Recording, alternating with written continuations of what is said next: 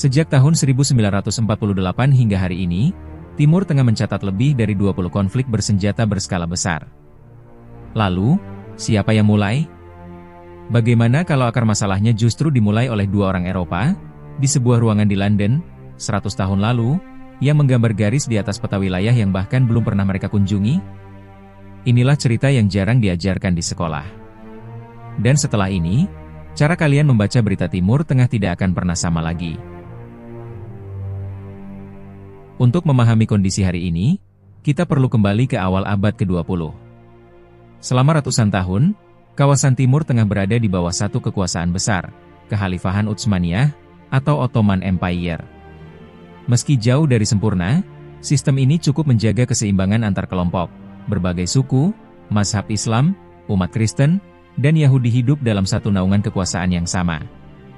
Segalanya berubah ketika Perang Dunia Pertama meletus pada 1914, Kekhalifahan Utsmaniyah yang semula berada di posisi netral akhirnya memilih berpihak kepada Jerman, dan mereka kalah. Saat kekhalifahan itu runtuh, dua kekuatan Eropa sudah bersiap menerima hadiahnya. Pada 16 Mei 1916, Inggris dan Prancis menandatangani sebuah perjanjian rahasia yang kini dikenal sebagai Perjanjian Sykes-Picot. Perjanjian ini dirumuskan oleh François-Georges Picot mewakili Prancis, dan Marc Sykes mewakili Inggris. Suriah dan Lebanon masuk ke tangan Prancis. Irak, Palestina, dan kawasan Teluk masuk ke bawah kendali Inggris. Keputusan yang dibuat Inggris dan Prancis sama sekali tidak mempertimbangkan identitas budaya, agama, atau sejarah wilayah yang mereka bagi, semua semata demi kepentingan politik dan ekonomi. Menurut catatan Al Jazeera dalam timeline, The Middle East Conflict, perjanjian ini dipandang oleh bangsa Arab sebagai pengkhianatan besar, terutama karena Inggris sebelumnya telah berjanji memberikan kemerdekaan kepada bangsa Arab jika mereka bersedia membantu melawan Utsmaniyah. Tidak lama setelah perjanjian Sykes-Picot, pada tanggal 2 November 1917, sebuah surat singkat berisi 67 kata yang dikenal dengan Deklarasi Balfour, dikirim oleh Menteri Luar Negeri Inggris, Arthur Balfour, kepada Lord Lionel Walter Rothschild, seorang tokoh komunitas Yahudi di Inggris. Meskipun singkat, surat inilah yang menjadi batu fondasi berdirinya negara Israel modern, sekaligus awal mula perubahan besar dalam sejarah bangsa Palestina. Setelah deklarasi tersebut, sekitar 100.000 warga Yahudi mulai bermigrasi ke Palestina. Meningkatnya populasi Yahudi memicu ketegangan dan bentrokan dengan warga Arab Palestina yang sudah tinggal di sana sejak lama. Warga Palestina sendiri merasa dikhianati karena identitas mereka di dalam surat tersebut hanya disebut sebagai komunitas non-Yahudi. Ketegangan terus memuncak hingga setelah Perang Dunia Kedua berakhir. Pada 14 Mei 1948, Inggris akhirnya angkat kaki dari wilayah tersebut seiring berakhirnya masa mandat Inggris. Di hari yang sama, Israel resmi mendeklarasikan kemerdekaannya, yang kemudian memicu konflik berkepanjangan di Timur Tengah yang dampaknya masih ada sampai hari ini. Dampak dari perjanjian Sykes-Picot tidak berhenti di masa lalu, ia terus hidup di setiap garis perbatasan yang ada hari ini. Perjanjian ini menyebabkan pembagian Suriah, Irak, Lebanon, dan Palestina menjadi wilayah-wilayah yang dikelola Prancis dan Inggris, sebuah peta yang sama sekali tidak mencerminkan kenyataan sosial di lapangan. Ada 3 dampak struktural yang masih relevan. Pertama, ketidakstabilan politik akibat batas wilayah yang mengabaikan identitas lokal. Kedua, pembagian wilayah sepihak yang memicu konflik antar kelompok. Ketiga, munculnya semangat nasionalis yang tumbuh sebagai reaksi atas rasa dikhianati oleh kekuatan Eropa. Riset dari Universitas Widya Mataram dalam jurnal Populika memperkuat gambaran ini. Negara-negara di Timur Tengah hari ini mewarisi batas wilayah yang sangat artifisial buatan kolonial. Di dalam satu negara, bisa terdapat belasan suku dengan sejarah pertikaian panjang. Di saat yang sama, dua komunitas yang secara kultural dekat bisa terpisah di dua negara berbeda dengan kepentingan yang berlawanan. Ketika kekuatan kolonial akhirnya mundur, mereka meninggalkan negara-negara muda yang belum memiliki institusi yang matang, masyarakat yang belum bersatu, namun mewarisi ketegangan yang sangat mendalam. Lebanon adalah contoh unik bagaimana warisan kolonial bisa menjadi sistem pemerintahan resmi. Di Suriah dan Lebanon, pembentukan negara dengan basis sektarian, seperti sistem pembagian kekuasaan antara Muslim dan Kristen, menimbulkan ketegangan yang berkepanjangan. Sampai hari ini, Konstitusi Lebanon mewajibkan presiden harus orang Kristen Maronit, Perdana Menteri harus Muslim Sunni, dan Ketua Parlemen harus Muslim Syiah.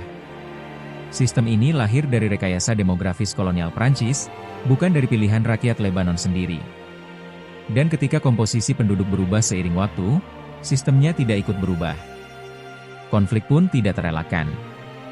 Ini mungkin yang paling mengejutkan, bahkan kemunculan ISIS pun tidak bisa dilepaskan dari warisan Shkes-Pichot.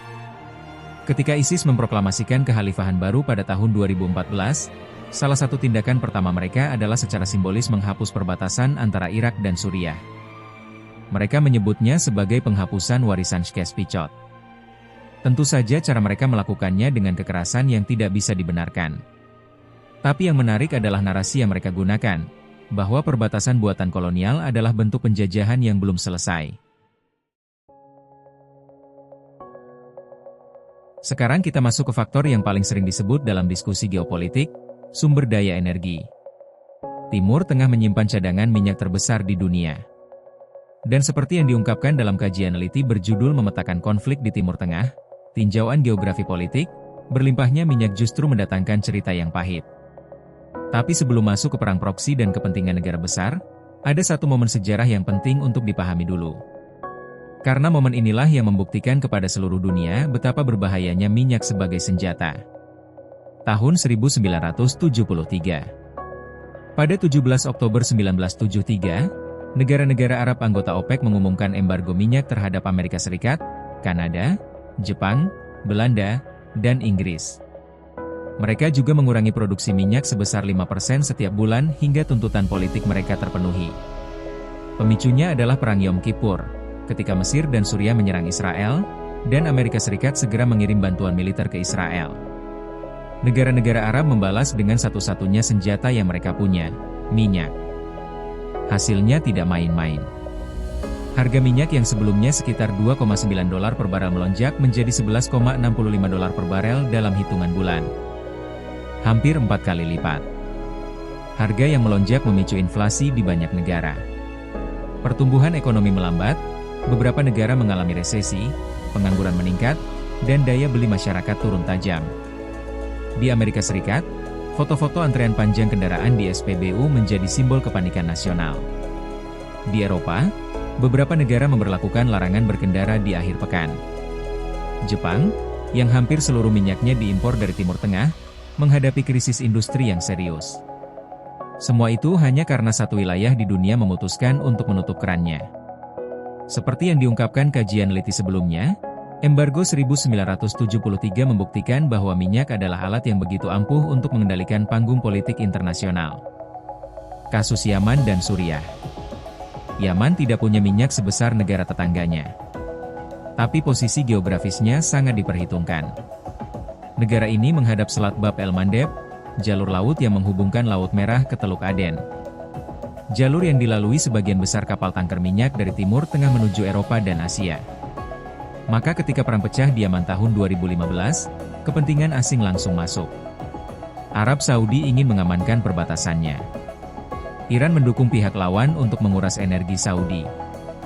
Amerika Serikat, Inggris, dan Prancis memasok senjata. PBB memproyeksikan korban tewas mencapai lebih dari 377.000 jiwa, dengan 70% diantaranya adalah anak-anak di bawah usia 5 tahun. Bukan karena Yaman punya minyak, tapi karena letaknya terlalu penting untuk dibiarkan jatuh ke tangan yang salah. Suriah punya cerita yang serupa namun lebih rumit. Apa yang awalnya adalah gerakan rakyat melawan rezim Assad pada 2011, berubah menjadi perang yang diikuti setidaknya 8 pihak asing sekaligus. Turki, Saudi, Qatar, Iran, Rusia, Amerika Serikat, masing-masing mendukung kelompok yang berbeda, dengan kepentingan yang berbeda pula. Suriah terletak di persimpangan jalur pipa gas dari Teluk Persia menuju Eropa. Siapa yang menguasai Suriah, punya pengaruh atas jalur energi yang nilainya triliunan dolar. Itu salah satu alasan mengapa tidak ada pihak yang benar-benar mau konflik ini berakhir terlalu cepat. Lebih dari 500.000 orang meninggal. Lebih dari 13 juta warga terpaksa meninggalkan rumah mereka. Dan dari kepentingan itulah lahir fenomena yang disebut perang proksi, di mana negara-negara besar tidak saling berhadapan secara langsung, melainkan mendanai dan mendukung kelompok tertentu demi melindungi kepentingan strategis mereka. Faktor berikutnya menyentuh dimensi yang lebih sensitif, namun tidak bisa diabaikan. Konflik sektarian. Dalam jurnal Politea yang diterbitkan oleh IAIN Kudus, dijelaskan bahwa benih-benih konflik Sunni Syiah sudah tumbuh sejak wafatnya Nabi Muhammad, bermula dari perdebatan suksesi kepemimpinan antara pendukung Abu Bakar dan pendukung Ali bin Abi Thalib. Tapi sebelum diteruskan, ada satu hal yang penting untuk diluruskan dulu. Yang terjadi saat ini sebenarnya lebih banyak berkutat pada perebutan hegemoni regional antara Arab Saudi yang Sunni dan Iran yang Syiah. Pendeknya, ini adalah sebuah perang dingin era modern yang bermotifkan politik, bukan agama. Revolusi Iran 1979. Konflik ini semakin mengerucut setelah Revolusi Islam Iran pada 1979. Revolusi ini mengubah konstelasi kekuasaan di Timur Tengah dengan naiknya para ulama Syiah ke puncak kekuasaan, dan penganut Syiah di Irak, Lebanon, dan Suriah memandang revolusi ini sebagai bagian dari kebangkitan mereka. Arab Saudi yang merasa terancam langsung merespons. Dua kekuatan besar kawasan ini pun mulai saling bersaing, bukan di medan perang langsung, tapi melalui negara-negara lain. Di Bahrain, negara monarki ini dipimpin oleh penguasa Sunni, yaitu dinasti Al-Khalifah, di tengah masyarakat yang mayoritas Syiah. Kelompok Syiah menuntut diakhirinya pemerintahan monarki, memicu gejolak yang langsung menarik perhatian Saudi dan Iran dari dua sisi yang berlawanan. Di Lebanon, Iran mendukung proksi-proksi Syiah di seluruh kawasan, mulai dari Hezbollah di Lebanon, Houthi di Yaman, hingga milisi di Suriah dan Irak. Sementara Arab Saudi dan negara-negara Teluk Sunni mendukung kelompok di kubu seberangnya. Akibatnya, konflik yang seharusnya bisa diselesaikan secara lokal, terus diperpanjang karena ada pihak luar yang terus mengisi ulang amunisi masing-masing kubu. Ketegangan Saudi-Iran mencapai titik kritis pada 2016, ketika Arab Saudi mengeksekusi ulama Syiah Syekh Nimr Bakar al-Nimr. Langkah itu langsung memicu penyerangan terhadap kedutaan Saudi di Teheran dan memperburuk seluruh upaya perdamaian kawasan yang sedang berjalan. Ada satu dimensi lagi yang sering luput dari perhatian, dinamika internal masing-masing negara. Banyak negara di Timur Tengah dijalankan oleh pemerintahan otoriter yang bertahan bukan karena mandat rakyat, melainkan karena dukungan militer atau kekuatan asing. Desember 2010. Seorang pemuda penjual buah bernama Mohamed Bouazizi di Tunisia membakar dirinya sendiri di depan kantor pemerintah sebagai bentuk protes. Ia sudah berulang kali dipermalukan oleh aparat, gerobaknya disita tanpa alasan yang jelas, dan tidak ada satupun pejabat yang mau mendengar keluhannya. Aksi Bouazizi memicu terjadinya gerakan protes serupa di negara-negara lainnya di Timur Tengah yang kemudian dikenal sebagai Arab Spring. Gelombang itu tidak berhenti di Tunisia. Protes menyebar ke Mesir, Libya, Suriah, Bahrain, hingga Yaman. Hasilnya bermacam-macam. Di Tunisia dan Mesir berhasil menggulingkan rezim yang berkuasa. Sementara di Yaman, Bahrain, Libya, dan Suriah aksi-aksi ini justru berujung pada pertumpahan darah antara kelompok oposisi dan rezim. Kasus Tunisia, satu-satunya yang hampir berhasil. Tunisia adalah tempat Arab Spring dimulai, dan Tunisia pula yang paling jauh melangkah menuju demokrasi. Setelah Ben Ali mundur, pemerintah transisi membentuk Dewan Transisi untuk menyusun regulasi pemilu. Pada Oktober 2012, diselenggarakan pemilu legislatif untuk memilih 217 anggota parlemen yang bertugas membentuk konstitusi dan pemerintahan baru. Dunia menyebut Tunisia sebagai satu-satunya kisah sukses Arab Spring. Tapi bahkan kisah sukses itu pun tidak bertahan lama. Kini menghadapi kemunduran setelah presidennya membekukan parlemen dan mengambil alih kekuasaan eksekutif sejak 2021. Kasus Mesir, demokrasi seumur jagung. Mesir adalah contoh yang paling menyakitkan. Setelah Hosni Mubarak yang berkuasa selama 30 tahun akhirnya lengser akibat tekanan Arab Spring pada Februari 2011, rakyat Mesir untuk pertama kalinya dalam sejarah modern mereka menggelar pemilu yang relatif bebas dan jujur. Muhammad Mursi terpilih sebagai presiden pada Juni 2012 dan menjadi presiden sipil pertama yang dipilih secara demokratis dalam sejarah Mesir modern. Tapi demokrasi itu hanya bertahan 1 tahun. Pada 3 Juli 2013, militer yang dipimpin oleh Abdel Fattah el-Sisi melakukan kudeta terhadap Presiden Mursi yang dipilih secara demokratis. Penelitian menunjukkan bahwa kegagalan demokrasi di Mesir terjadi akibat perpecahan elit politik, krisis ekonomi, dan dominasi kalangan militer dalam perpolitikan yang memudahkan militer untuk melakukan kudeta. Militer tidak bisa dipisahkan perannya dalam perpolitikan nasional karena telah terbentuk tatanan istimewa yang memperkuat dominasinya. Sejak el-Sisi berkuasa, kebebasan sipil, media independen, dan oposisi politik di Mesir praktis lumpuh. Kasus Libya, ketika rezim jatuh, kekacauan yang datang. Libya menunjukkan skenario yang berbeda lagi. Muammar Gaddafi yang berkuasa selama 42 tahun akhirnya tumbang dan tewas pada 2011 setelah intervensi militer NATO. Tapi tidak ada yang memikirkan apa yang terjadi setelah Gaddafi pergi. Negara yang sebelumnya dikendalikan satu tangan kini terpecah menjadi puluhan faksi bersenjata yang masing-masing mengklaim legitimasi. Hingga hari ini, Libya masih memiliki dua pemerintahan yang bersaing dan tidak ada otoritas tunggal yang benar-benar menguasai seluruh wilayah.